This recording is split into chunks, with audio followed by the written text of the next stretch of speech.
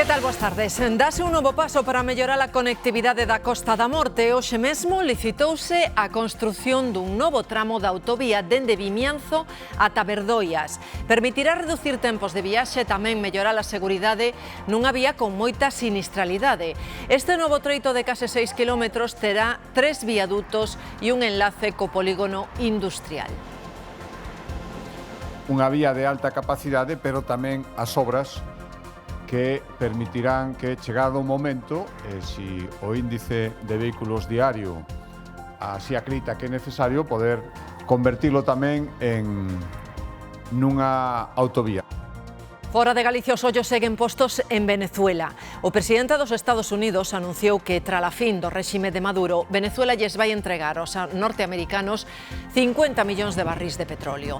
Donald Trump asegura que será el mesmo o que controle a venda no mercado para garantir que os beneficios sexan pros cidadáns venezolanos. E é que este contexto político internacional está marcando esa volta á actividade política tras o Nadal. O goberno ofrécese como mediador para conseguir unha solución democrática en Venezuela. O Partido Popular di que esa solución debe ser a convocatoria electoral.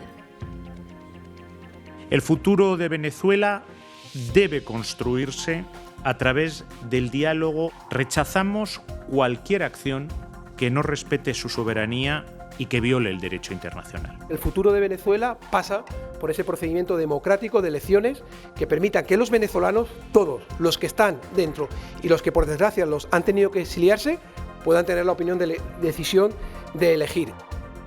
Hai que seguir abrigándose ben porque nas próximas horas vai entrar unha nova borrasca, Goretti. Entra nun momento en que o frío e a neve teñen xa colapsada boa parte de Europa.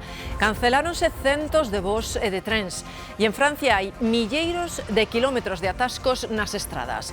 Tamén temos problemas para circular en boa parte de España. Hai 10 comunidades en aviso. A Costa de Xaneiro ten menos pendentes e un acerta nas rebaixas. Segundo a Asociación Española do Consumidor, o 86% da xente mercará algo durante estes próximos días. Hoxe imos de tendas, vémonos a saída. Imos despois de tendas. Nos deportes, este mediodía foi o sorteo de oitavos de final e o Deportivo xa coñece o seu rival. Deportivo. Real Club Deportivo de La Coruña. Pues vamos a conocer enseguida quién es su rival. Club Atlético de Madrid. Club Atlético de Madrid. Partidazo a semana que ven na Coruña. O Atlético de Madrid será o equipo a superar. Os de Simeone son cuartos na Liga e mañá xoga a semifinal da Supercopa en Arabia. No tempo temos unha tarde tranquila, sen chuvias e coas temperaturas subindo. Unha calma que se vai truncar coa chegada, xa lles acabamos de dicir, da borrasca Goretti.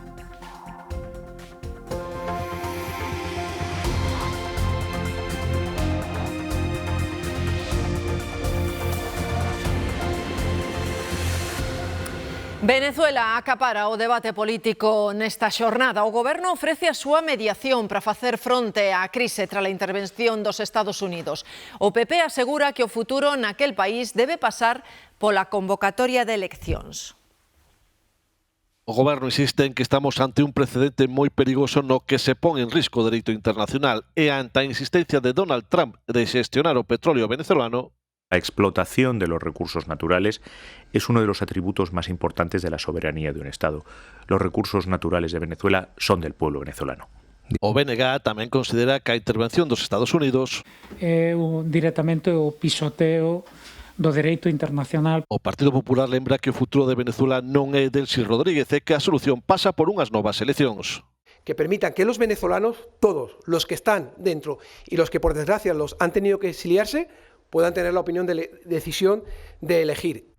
Trump xa actuou en Venezuela e agora ameaza Groenlandia. Todo lo que toca a Dinamarca y Groenlandia le corresponde decidirlo exclusivamente a daneses y groenlandeses. Nuestra posición tiene que ser, lógicamente, respetando la posición que adopte y que decida Dinamarca, que es el país soberano en este sentido. Con todo, o goberno non contempla, dixo Álvarez, nin como hipótese unha inxerencia dos Estados Unidos en Groenlandia.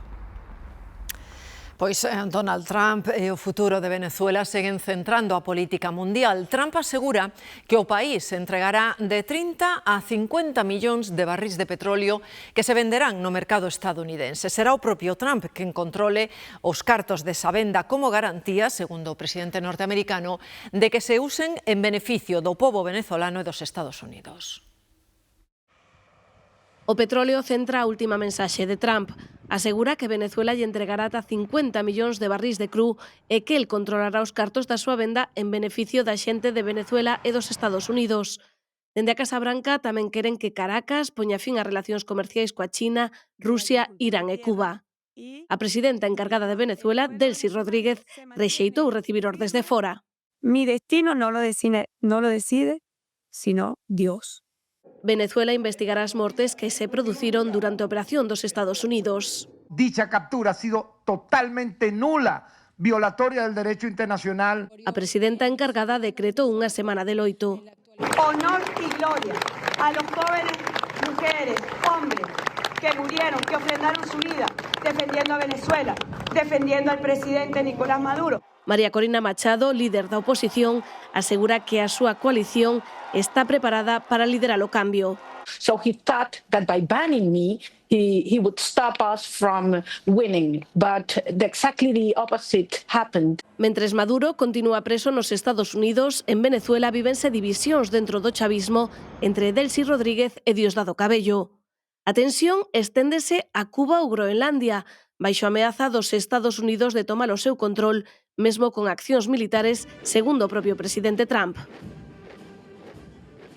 Os créditos ao consumo van estar máis controlados. Por primeira vez limítanse os xuros que cobran as entidades. O Consello de Ministros acaba de aprobar unha norma que lle pon coto a ese prezo que poden cobrar os bancos. Ademais, todas as entidades que ofrecen préstamos van estar supervisadas polo Banco de España.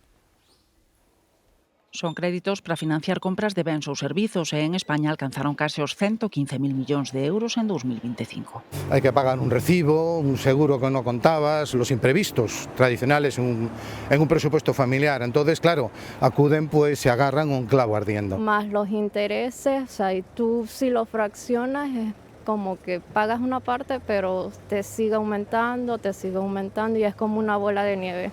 Cóbranse un tipo medio do 7% de xuro, pero no caso de tarxetas ou microcréditos rápidos poden superalo 3.000% TAE. Os intereses, se no momento non se devolven, que é o que soe pasar, se triplican. E o día seguinte xa non debes os 100 euros que habías pedido, debes igual 150 e o seguinte máis. O Goberno estreou ano cun novo anteproxecto de lei sobre estes créditos ao consumo. A gran novidade é que se toparán os xuros que aplican. No caso dos de alto custo, tanto el interés mensual al 4% como la comisión máxima, en este caso de apertura, al 5% o 30 euros. En ningún caso el coste total de estos microcréditos podrá ser mayor al de un crédito al consumo general equivalente a 12 meses en el caso del régimen general. Tamén establecen límites aos créditos ao consumo do réxime xeral, entre 6 e 15 puntos de xuro, dependendo do importe. E xa está sobre a mesa a proposta para subir o salario mínimo un 3,1% para este ano ata os 1.221 euros mensuais sen tributación ao IRPF. Serían 37 euros máis que na actualidade. Isto foi o que lles trasladou o Goberno á patronal e aos sindicatos. Foi na xuntanza que tiveron esta mañá. Agora, os axentes sociais teñen que estudalo. De momento, non se pronunciaron. Coincidindo coa volta á actividade política despois do Nadal, publicase unha enquisa de intención de voto das eleccións xerais. É o sondeo de Sigma 2 pro xornal El Mundo. Segundo a enquisa, o Partido Popular gañaría as eleccións con 141 escanos e o PSOE chegaría ao seu peor resultado da legislatura con 107 escanos. Vox rexistra un novo teito, chega aos 58 representantes no Congreso e a suma da dereita superaría a maioría absoluta que marcan os 176 deputados necesarios para ter esa maioría. A sumar quedaría con 13 escanos, Podemos con 2 e o BNG, segundo esta esquina, obtería 2 deputados, un máis que ata agora. No Senado, actividade política ia se retomar esta mañá, coa comparecencia do exministro José Luís Ábalos na Comisión de Investigación sobre o caso Coldo, pero o xuiz Leopoldo Puente non deu autorización para que Ábalos saia da cadea, onde permanece dende o pasado 27 de novembro. Hoxe tamén trascendeu que os abogados de Ábalos renunciaron á súa defensa por discrepancias económicas. Ao parecer, o exministro socialista non lles está pagando. E a próxima semana, o día 15, veremos o exportavoz de Sumar, Íñigo Errejón, no banco dos acusados pola agresión sexual á actriz Elisa Mouliá. O xuiz cree que a declaración da muller é coherente e, ademais de citalo, imponlle a Errejón unha fianza de 30.000 euros que deberá presentar no prazo dun día. Os gandeiros volven colapsar o centro de Ourense. Durante toda a mañá bloquearon a entrada á subdelegación do Goberno que reabría hai uns minutos. O peche obrigou a anular as citas previstas para hoxe. Alberto. 10º día de concentración de tractores de agricultores e gandeiros da provincia de Ourense xusto aquí diante da subdelegación do Goberno. É o primeiro día que impide un acceso por a porta principal o ente administrativo, que estivo pechado ao longo de toda a mañá, aínda que os funcionarios traballaron dentro con normalidade. Continúa esta protesta onde especialmente piden a anulación do tratado con Mercosur para evitar que ocasione danos, segundo eles, a agricultura e a gandeiría galega. Tamén hai concentracións de tractores noutras vilas da provincia, desta volta en Xizo de Limia e tamén no concello de Maceda. Pacas de herba ás portas da subdelegación do Goberno. Os gandeiros de Ourense intensifican as súas protestas. Que teñen que reivindicar o campo con todas as consecuencias, porque o campo é a vida dos ciudadanos. A subdelegación estivo pechada toda a mañá. Esta muller viña a regularizar a súa situación e tivo que marchar. Sí, sabedes que había manifestación dos gandeiros ou non sabíades? Non sabía. Nas rúas vívese unha calma tensa. Ata 130 tractores hai despregados pola cidade. Porque non vou apoiar. Se faltan iles que comemos. Endo que está ben feito. Son moitos os que apoian as súas protestas en contra da burocracia da PAC e o acordo de comercio libre entre a Unión Europea e Mercosur. No, eles ten que facer forza. Se queren conseguir algo, se aquí o consiguen, porque este é do Mercosur, é da Comunidade Europea. Para os gandeiros, con este acordo permitirase a entrada de produtos máis baratos e con menos control, queixanse de que os prezos en orixe xa son ruinosos. O campo leva sempre as de perder, fartanse de traballar, mollanse, pasan calor e todo, e despois os da capital comen os produtos pagados triple por os supermercados que ganan. Levan na rúa desde o día 29 e aí van seguir.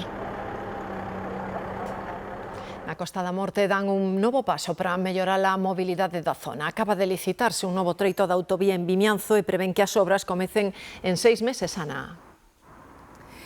O novo vial comunicará este lugar de Santa Irene coa estrada C432 que une Vimianzo e Camariñas. Son 6 kilómetros de vía de alta capacidade que lle dará máis seguridade aos 6.000 condutores que circulan cada día por aquí. O presidente Alfonso Rueda di que obras como estas son posibles grazas a que Galicia ten os orzamentos en vigor dende o día 1 de xaneiro e destaca que a Xunta mantén neste 2026 conxeladas as peaxes e mantén tamén as bonificacións na autovía da Costa da Morte. Tras anos de espera, a autovía da Costa da Morte dá un paso importante na súa ampliación coa licitación do novo treito de case 6 kilómetros no concello de Vimianzo. Terá 3 viadutos e un enlace co polígono industrial. Unha vía de alta capacidade, pero tamén as obras que permitirán que, chegado o momento, se o índice de vehículos diario así acredita que é necesario, poder convertilo tamén nunha autovía. A Xunta investirá na ampliación da autovía da Costa da Morte máis de 36 millóns de euros. Alfonso Rueda reivindica a aposta do seu goberno por mellorar a mobilidade nesta comarca. Esa autovía Coruña-Carballo que vai ter este ano as súas peaxes congeladas, supón un esforzo orzamentario para a Xunta de Galicia. Esta é a autovía ao Almiñor, esa congelación E esas bonificacións, ademais, que para unha persoa que sexa usuario habitual da Coruña Carballo vai supoñer un aforro de máis de 400 euros o ano. Prevén que as máquinas estean traballando no mes de xullo e ter rematado o novo treito en 2 anos. Para manter limpas as estradas nestes días de xeadas e de neve é imprescindible o sal. En Cervantes, na montaña de Lugo, investigan quen abriu a porta do silo onde se almacena. Derramáronse unhas 20 toneladas. Fáisenos moi difícil de entender o motivo que levou a unha ou a varias persoas a romper o candado que pechaba este silo e forzar a porta para que se derramaran así as 20 toneladas de sal de mina para limpar as estradas que contiña este almacén. Unha vez máis, demóstrase que hai xente para todo, persoas que actúan sen pensar nas posibles consecuencias que poden ter este tipo de actos. Pois moi malo, a máis no tempo que estamos. Callar que é unha nevada horrible. Imagínate todo o saleiro vacío. A xente que se enferma alguén por degrada ou por aí arriba non hai como pasar. Está todo, as carreteras están horrible. Eso non se pode facer, hombre, hai que ter un pouco de decencia. Na farmacia da localidade a reacción foi a mesma. Se derramaron ben non estará, digo eu. É imprescindible que boten sal na carretera, entonces inhabilitar o saleiro, pois claro que non é adecuado. Fai moito daño. Pode haber hasta accidentes por non haber sal.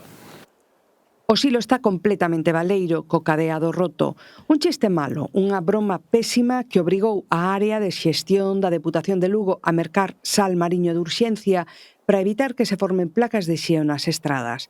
Se cadra, os que derramaron a sal a mantenta non pensaron en que este sal é un ben de todas e todos e que cando se bota nas estradas é para evitar accidentes.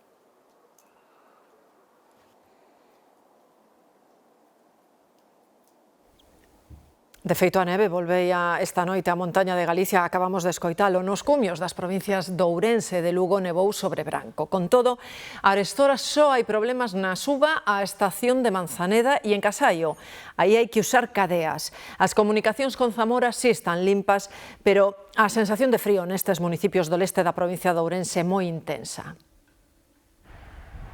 A zona oriental da provincia de Ourense amenceu hoxe branca. Nas primeiras horas do día, Tráfico recomendaba precaución pola nevarada nas comunicacións coa meseta, pero a restora, tanto a 52 como a Nacional 525, están limpas no límite con Zamora. A Nacional está ben porque, como pasan as máquinas, cada 2x3 e botan sal, circulase bastante ben. Pero normalmente hoxe andase ben, sin problema ningún.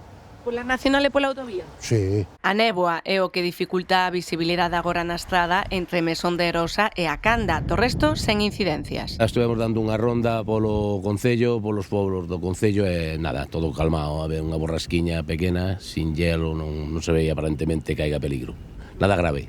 Na Mezquita a temperatura mínima hoxe foi dun grao baixo cero, pero a sensación térmica é de bastantes graus menos polo frísimo vento do norte. Volvernos a neve con muchísimo frío. Eu levo jersey sobre jersey, levo plumas, botas e todo, hoxe puxen todo. E o gorro e todo. E que se prestou o manto blanco este. Verdad que é moi bonito, sempre agradable. Ollo na carretera e disfrutala quen poda. Os cativos son os que máis gozan da neve. Ao non teren aínda colexio, aproveitan para facer bonecos en lugares como Cebreiro, onde caeu sobre nevado. Na provincia de Lugo, malia neve, tampouco houbo complicacións. Arestora só en Ourense, na estrada que sobe a Cabeza de Manzaneda e en Casallo, en Carballeda de Valdeorras, fan falta cadeas. Non só acontece en Galicia. As baixas temperaturas conxelan todo o centro e o norte da península. Na provincia de Guadalaxara chegaron esta madrugada aos 14 graus baixo cero. As comunidades do norte e do centro son as que máis están notando os efectos do temporal. Nalgúns puntos de Castela-A Mancha chegou a activarse esta madrugada a alerta vermella por frío extremo. E en Guadalaxara chegaron os 14 graus baixo cero.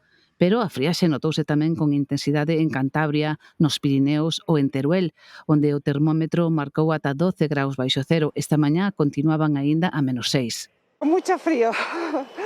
Estamos todos congelados. O sea, el frío de Teruel se puede llevar. De hecho, al mediodía, si hay sol, puedes quedar en camisa. Ahora, la pierna no la saques a la sombra que la pierdes. Bien abrigado y ya está, no ya darle. Si te mueves no tienes frío. Durante a mañá, a Axencia Estatal de Meteoroloxía mantivo avisos por frío en 10 comunidades. Aragón, Castela e León, Cataluña, Navarra e País Vasco mantéñense tamén en nivel amarelo por acumulacións de neve. Neve e xeo que dificultan a circulación por estrada. En Asturias e Cantabria hai 3 portos de montaña cerrados e máis de 20 estradas nas que xa é imposible circular sen cadeas. Autoestradas e autovías tamén se viron afectadas polo temporal, entre elas a A6, con varios tramos complicados pero sin restriccións. Está bien, todavía hay sitios por donde hay alguna nieve por la orilla, pero la carretera está bien, se puede andar. Tamén en Cataluña a situación é complicada. En Badalona un home faleceu na rúa por intenso frío e en varios concellos como o de Barcelona activáronse programas para atender a persoas sen fogar. Mais ao sur, en cidades como Almería, Córdoba ou Sevilla, tamén se activaron avisos amarelos polo frío. Este temporal de neve ten colapsada boa parte de Europa con centos de voos cancelados nos aeroportos de Bélxica, Países Baixos e en Francia tamén. O norte do país está prácticamente paralizado con trens sen servizo e máis de 1.500 kilómetros de atascos interminables nas estradas. Así que complicación moi forte nas estradas, no servizo aéreo. En París, na área metropolitana, acumuláronse ata 6 centímetros de neve, o que nos deixou estas espectaculares imaxes. En Escocia, as escolas encadean o seu terceiro día sen clases por mor tamén da neve. Así están as cousas nestes momentos en Europa Occidental, con ese temporal de frío e de neve generalizado, e ademais semella que vai continuar así polo momento. De quen é a culpa de todo isto? Pois, en principio, de Francis, pero Francis retírase e quen chega é Goretti, outra borrasca de grande impacto nomeada polo Servizo Meteorolóxico francés, que non vai traer fenómenos extremos, pero sí que vai agravar o seu paso e a súa formación, vai agravar a situación que temos a día de hoxe. Entrará mañá precisamente por aquí, polas Illas Británicas, e achegará primeiramente vento e chuvia. Co paso dos días chegará a neve, unha previsión que non aliviará demasiado a situación dos 20.000 fogares afectados polo apagamento que vive a capital de Alemaña dende o sábado xa por mor dunha sabotaxe. En Berlín seguen vivindo con especial intensidade a onda de frío que azouta toda Europa por culpa da sabotaxe que o sábado provocou unha apagadura total no suroeste da cidade.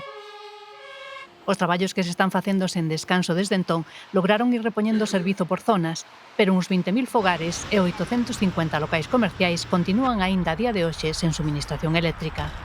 Son xa algo menos da metade dos afectados inicialmente. Segundo os avisos emitidos polas autoridades este mércores, iráse completando a conexión progresivamente entre hoxe e mañá. Entre tanto, mantéñense abertos os refuxios para que os que viven nas áreas escuras poidan acollerse do frío. Tamén poden acudir a algúns hotéis para quentarse ou ducharse. O grupo Vulcan, que se atribuiu a sabotaxe nun primeiro momento, volveu insistir este martes en que é obra súa para desmentir unha posible intervención rusa. Din que esas especulacións non son máis que un intento de ocultar a propia impotencia e de negar a realidade dos conflictos sociais internos. Este grupo de extrema esquerda, activo desde 2011, defende a non proliferación de combustibles fósiles para mitigar o cambio climático. Consideran que a central de gas sabotada é unha infraestructura que destrúe cada día as persoas e o medio ambiente e o futuro. A Fiscalía Xeral de Alemaña investiga a súa acción como posible acto terrorista. En Indonesia se identificaron o cadáver do neno que recuperaban onte. Confírmase que é Mateo, o fillo de 9 anos da familia española que naufragou o 26 de decembro. Aínda falta por localizar o corpo de Quique, de 10 anos. Os equipos de rescate volveron saír esta mañá ao mar para tentar localizalo. No naufraxio sobreviviron a nai, Andrea, e unha das nenas, e afogaron o pai, Fernando, e 3 fillos. De novos incendios en vivendas deixan unha xornada tráxica. Morreron 2 homes de 77 e 54 anos en senllos incendios urbanos en Barcelona e en Tarragona. Unha dúcia de persoas tiveron que ser atendidas polas emerxencias sanitarias por inhalación de fume. O primeiro incendio rexistrouse pouco antes da medianoite nun edificio de 6 alturas da localidade barcelonesa del Hospitalet. Un home de 77 anos que residía nunha vivenda do 5º piso faleceu. Outros 8 veciños foron atendidos polas emerxencias sanitarias por inhalación de fume. Un deles foi evacuado ao hospital en estado leve. Os Mossos de Escuadra abriron unha investigación para determinar as causas do incendio. 2 horas despois, outro home morreu no incendio da súa vivenda na localidade tarraconense de Constantí. A vítima, de 54 anos, residía nunha das vivendas do 4º piso, onde se orixinou o lume. Os bombeiros tiveron que rescatar 4 veciños dos pisos superiores. 4 persoas quedaron feridas leves e 2 foron trasladadas a un hospital local. Os Mossos tamén investigan as circunstancias nas que se orixinou o lume. E caeu unha das maiores organizacións de tráfico de metanfetamina de Europa nunha operación da Policía Nacional e da Administración de Control de Drogas dos Estados Unidos. A droga entraba en España agochada en bloques de mármore. Hai 9 detidos. Están investigados por tráfico de drogas, branqueo e pertenza á organización criminal. Os axentes interviñeron case 2 toneladas de metanfetaminas, unha droga moi sintética moi adictiva. Se consigue naturalmente identificar a toda la estructura criminal, una estructura que se dedicaba sobre todo a la logística dentro del territorio nacional y de las Islas Canarias, y lleva a cabo la detención del principal responsable de la estructura criminal, que residía tanto en Dubái como en México y que cuando voló hasta España fue detenido por la Policía Nacional. E atendan o susto que levaron as 19 persoas que quedaron onte suspendidas nunha nora en Torrexón de Ardoz, en Madrid. Tiveron que rescatalos os bombeiros. Foi a última hora da tarde donte cando esta noria situada nun parque de Torrejón de Ardoz deixou de funcionar polas baixas temperaturas. Os bombeiros da Comunidade de Madrid acudiron ao rescate. Hemos sido activados al Parque Torrejón de Ardoz, Mágicas Navidades, para el rescate de 19 personas que se habían quedado atrapadas en la noria, en las cabinas de la noria del dicho parque. 3 cabinas estaban ocupadas e inaccesibles. Das 19 persoas que quedaron suspendidas a 35 metros de altura, 2 serán menores de idade. Se ha procedido al rescate de 17 adultos, más 2 niños. Hemos intervenido en total 4 dotaciones. As 4 dotacións de bombeiros uníronse 2 unidades de xefatura. Para efectuar o rescate, os bombeiros tiveron que empregar unha autoescada. As 19 persoas foron atendidas polos medios sanitarios municipais por unha lixeira hipotermia, sen trascendencia, segundo informaron os portavoces de emerxencias do 112. E en Ferrol queremos que coñezan 2 mozos que salvaron das lapas unha veciña moi maior. A súa filla baixou pedir auxilio ao portal cando ardeu unha tixola e se desatou un incendio. Por sorte, non dubidaron en axudalas. Eran as 3:30 da tarde cando Luís apagou a tele para escoitar os berros que chegaban da rúa. Unha veciña pedía auxilio dende este portal. Súa nai estaba no 3º andar e corría perigo. Yo llegué aquí y me dijeron como que se está ahogando una persona y subí corriendo y el otro chico, el camarero también. Cuando subimos arriba nos dimos cuenta era que se estaba prendiendo la casa. Malia que non vían as lapas, o fume era intenso e a muller estaba asustada. Así e todo, baixaron a pulso pola escaleira. De hecho, tengo los brazos arañados porque la señora tenía miedo, la señora que veníamos bajando, y se nos agarraba aquí en los brazos y me arañó un montón. Luís e o camareiro do restaurante non dubidaron en arriscar a súa vida para salvar a veciña, unha muller moi maior con problemas de mobilidade. En ese momento tú no piensas como que me voy a intoxicar o que me voy a quemar. Tú lo primero que piensas es en ayudar a la persona, ¿sabes? Que está en peligro. Cando os bombeiros de Ferrol chegaron, nai e filla estaban a salvo na rúa. Por sorte, todo quedou nun susto, para elas e para as veciñas do edificio que foron desaloxadas tamén por precaución. É que como os pisos son moi antigos, pois se poñen a arder, pois isto arde como nada, como papel. Outra sorte foi que o lume da tixola non se estendera fora da cociña. Os bombeiros aseguraron e ventilaron o edificio e as veciñas volveron aos seus pisos, despois de que estes 2 mozos lles fixeran o mellor agasallo de reis posible. Outro incendio, neste caso no concello de Taboadela, calcinou gran parte dunha vivenda esta madrugada. Os bombeiros lograron controlar o lume antes de que se estendera a toda a vivenda. Só houbo que lamentar danos materiais, pero levaron un bo susto. Me tinha medo, hasta lá o alto de todo, bueno. Porque ademais, como é madeira, pois salían músicas así, pero músicas grandes da madeira, non sabe? Porque esta parte de arriba é planchada, pero a parte de arriba ou a parte de baixa é escallola. E tiñamos de medo tamén que viñera aquí ás casas. Pasado Reis empezan as rebaixas, pero botando a vista atrás está ben claro que xa non son o que eran. Hoxe en día é difícil ver aglomeracións como esta que se vivía ás portas del Corte Inglés da Coruña hai 20 anos, xusto antes da apertura dun 7 de xaneiro. As promocións constantes que agora fai o comercio quitáronlle forza a este arranca da temporada de descontos.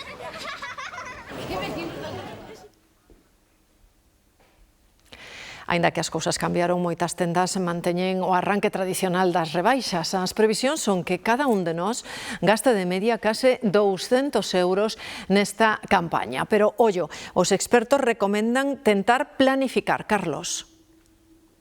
As rebaixas non teñen un inicio oficial, hai tendas que dende hai semanas xa están ofrecendo descontos, pero hoxe sí, hoxe é o día oficioso para empezar a sair a buscar gangas. 8 de cada 10 persoas di que seguramente fará algunha compra durante este período e a patronal do téxtil, por exemplo, calcula que as ventas van aumentar entre un 4 e un 5% con respecto ao ano pasado. Os primeiros días as rebaixas son algo máis moderadas, pero logo poden chegar ao 70%. Iso sí, haberá menos produtos para elixir e mentres o pequeno comercio ten que facer as súas propias contas para poder competir cos enormes descontos das grandes cadeas.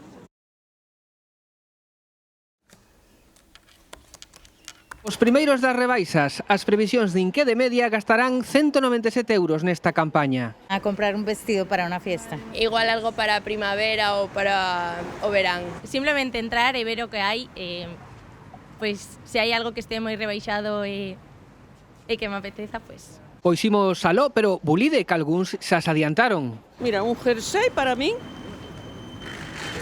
Claro. Esto, un jersey é un abrigo. Unha sudadera, 2 sudaderas e un pantalón.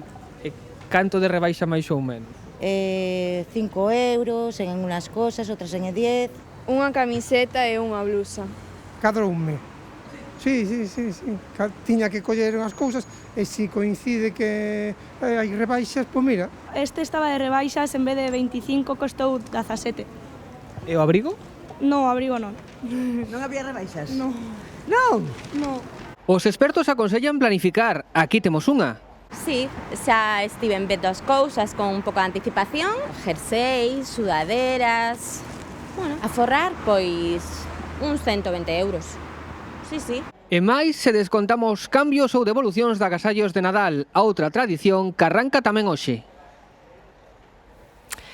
E cando non hai ticket regalo, hai quen opta por revender os agasallos que non gustaron. Unha das principais plataformas de segunda man calcula que máis da metade dos consumidores prefire sacarlles partido desta maneira e facer negocio antes que deixalos esquecidos no fondo dun caixón.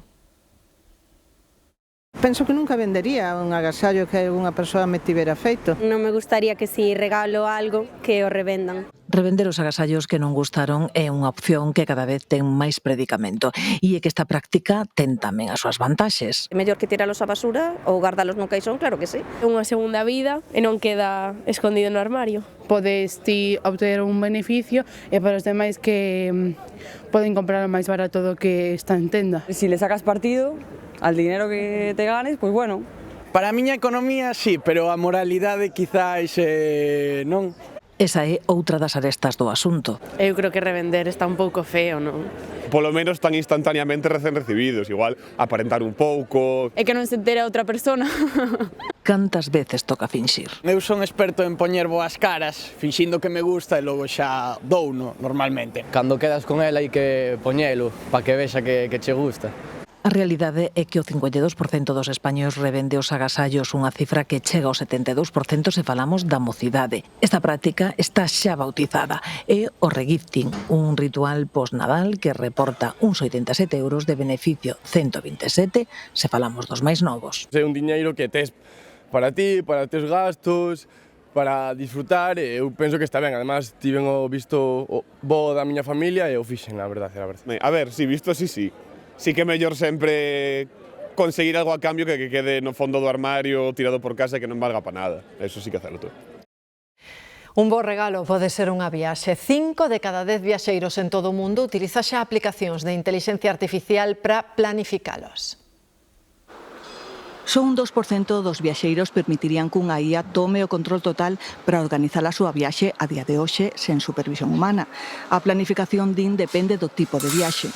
Se máis de turismo, buscámonos nosa vida, e se para ir a descansar, pois sí que solemos tirar da axencia, máis cómodo. El tipo de cliente que trabajamos normalmente acude a nosotros como profesionales para agilizar tiempos y en realidad a la larga costes. Tampoco nosotros como empresa utilizamos la IA, pero es que nosotros tenemos proveedores muy potentes que sí es posible que utilicen esas herramientas. A precisión deste sistema repercute no nivel de confianza dos usuarios. Nunca se me ocurre utilizar a IA para organizar unha viaxe. Preferimos seguir utilizando, os nosos conocementos. Guíame máis por Google ou intento buscar información antes. Eu utilizo TikTok. Hai quen emprega a IA para buscar cousas cando xa está de viaxe. Recomenda este sitio, a que hora abre este museo ou calquer lugar que sea con entradas. Profesionais do sector cuestionan a precisión da IA sen supervisión humana. ¿Quién está detrás para responsabilizarse? Nosotros, la ley nos exige una responsabilidad tremenda para el cliente final. Yo no sé en la IA quién va a adquirir esa responsabilidad. Creo que está todo a depender moito da IA e creo que, ao final, o factor humano é moi importante. Eu prefiro buscar as cousas por mí mismo, gestionalo eu. Que a IA colle impulso é unha realidade, pero tamén que os usuarios aínda non confían nesta tecnoloxía para que lles organice completamente as súas viaxes. Tras os excesos e as enchentes de Nadal, estes son días de volver á rutina e á vida xa, ou polo menos, Nuria, ese é o propósito de moitos. Sí, e que pasados os reis, que máis que menos acórdalle iso de volver á dieta saudable e de retomar o xinasio, retomalo ou inicialo, porque precisamente o do xinasio é un dos propósitos estrela polo mes de xaneiro ano tras ano. Din os expertos que para ter éxito, para non fracasar no intento, hai que marcarse obxectivos realistas que poidamos cumprir e que se adecúen ao noso estilo de vida. Precisamente iso, a constancia e a adherencia son as claves do éxito para garantir que a finais deste mes de xaneiro este propósito, o dos xinasios, non remate no caixón dos propósitos esquecidos. En ese propósito de volver á vida xa encaixa moi ben unha escapada aos balnearios de Ourense. Atención, porque dende hoxe poden pedir praza para participar nos programas de termalismo social subvencionados pola Deputación. Os programas arrancan en 12 días. Alejandro, con moita variedade á hora de escoller. Sí, efectivamente, a solicitude poderá ser realizar de maneira telemática ou tamén presencial vía telefónica nas oficinas municipais ou tamén nos propios balnearios. Este programa prolongarase durante todo o ano, de xaneiro a decembro, e poderemos escoller entre varios balnearios desta provincia de Ourense, por exemplo, este de Laias, onde estamos nos agora mesmo en directo, pero tamén o de Arnoia, Lobios, Allariz ou o Carballiño. Como ti ben indicabas, comezará dentro duns días, o 19 de xaneiro, cunha primeira quenda que precisamente se aloxará aquí neste balneario de Laias. O ano pasado gozaron desta iniciativa 26.000 persoas chegadas dende diferentes puntos de España e que axudou a impulsar o turismo termal incluso en temporada baixa.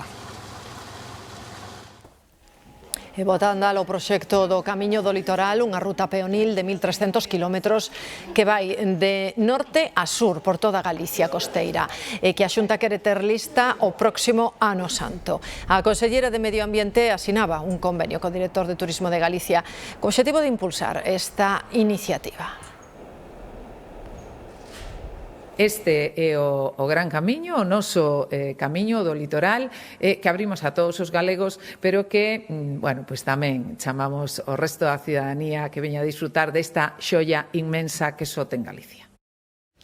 Castelao recibe unha homenaxe no 76 cabodano do seu pasamento.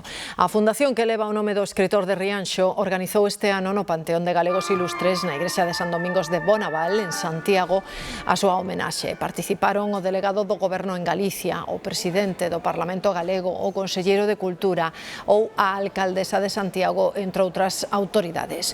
O presidente da Fundación Castelao salientaba o papel do escritor no Estatuto de Autonomía de 1936 que non se chegou a aplicar. Non esquezamos o esforzo que fixo Castelao, que fixeron todos os políticos republicanos e toda esa xente para que Galicia hoxe goce dun estatuto, porque ese pobo, o 28 de xuño, conquistou unha batalla histórica. Entre os novos fetiches analóxicos da xeneración Z non están de momento os selos de correos, pero todo se andará. Hoxe, día 7 de xaneiro, é o Día Mundial do Selo Postal. Unha oportunidade para que os mozos descubran un mundo, o da filatelia, cheo de anécdotas e sutilezas. Aquí tenemos el de la infanta con su majestad el rey. O de poñer retratos dos reis como garantía de pagamento dun envío ocorreuselles aos ingleses. El primer sello que salió fue en el año 1840 en Reino Unido con la reina Victoria y España entró en el año 1850. La reina Isabel II es la que aparece. La característica es que los sellos que salían con la reina estaba mirando hacia la izquierda y los otros sellos miraban hacia la derecha, hacia el otro lado. No te quieres enterar. Os selos retrataban celebridades que cos selos se facían aínda máis célebres. Un dos máis queridos dos últimos tempos foi o de Concha Velasco, o romano de Lugo ou o de Picasso. Este es descubridores de Oceanía, también algunos que salen en alguna serie de gastronomía. Este, por ejemplo, estofado de atún con patatas, de Ceuta. As tiradas eran de millóns de exemplares, agora son miles en edicións especiais. He visto aquí casos de gente que colecciona hasta los sobres. Accións como a de escribir un enderezo, pegar o selo e poñer o mataselos apelan á nostalgia duns tempos en que non todo era tan inmediato. E xa sabemos quen será o rival do Deportivo nos oitavos de final da Copa do Rei. Xogará contra o Atlético de Madrid nunha eliminatoria a partido único en Riazor. Xoel. Sí, Marta, vai ser precisamente o templo do deportivismo o que acolla ese encontro logo do sorteo realizado esta tarde na cidade do fútbol das Rozas de Madrid. Había 9 anos que os de Simeone non pisaban o céspede aquí de a banca Riazor e había 9 anos tamén que os branquiazuis non conseguían chegar ata oitavos desta Copa. Unha nova que chega nun momento relativamente complicado para os de Antonio Hidalgo, pero que tanto a afección como os xogadores, incluído o capitán do equipo, acollen con ilusión. Pero bastante bien, rival muy difícil, pero bueno. A ver, prefería a Madrid o Barça, pero dentro de lo que cabe no está mal. Fue un partido complicado, pero bueno. No sé, me parece un equipo grande, entonces me hace ilusión verlo aquí y no sé, hay un poquito de esperanza. Gustaríame ver, o Atlético de Madrid gustaríame verlo. Eu prefería o Madrid, ten máis solera, pero o Atlético tamén levamos un tempo con esa rivalidade, sobre todo polo que pasou fai anos. Eu creo que pode ser un gran partido, teñen bons xogadores, pero o Depor vai ser competitivo, creo. Sí. Confianza, sempre, no Depor sempre hai confianza. As estafas do amor afectan cada vez a máis xente, así que os nosos expertos de Xente Maravillosa van demostrar como detectar os que prometen un cariño interesado, e ninguén mellor que o actor Adrián Castiñeiras para descubrilos. Hoxe en día moita xente busca o amor en internet, pero sempre con medo de que detrás dunha proposta atractiva haxa unha estafa cruel. Eu mandei 10.000. Xan 2.000 o que fixo. E foi cando fun a Guardia Civil, pero xa non nos poden recuperar. Hoxe, Xente Maravillosa volve para analizar estas situacións cada vez máis frecuentes da man dun dos seus padriños, Boris Izaguirre. Me encantaría que este programa se escuchara y se viera mucho para aprender a cómo defenderse de algo así. E que mellor vítima da cámara oculta que Adrián Castiñeiras, un experto en simular ser o home perfecto. Sí, que foi unha situación moi agobiante, moi agobiante. Non faltarán tampouco as sorpresas para toda a xente maravillosa que se xunta no programa. Serán as nosas vítimas capaces de aprender como defenderse das estafas do amor? Terán moita axuda de Xente Maravillosa.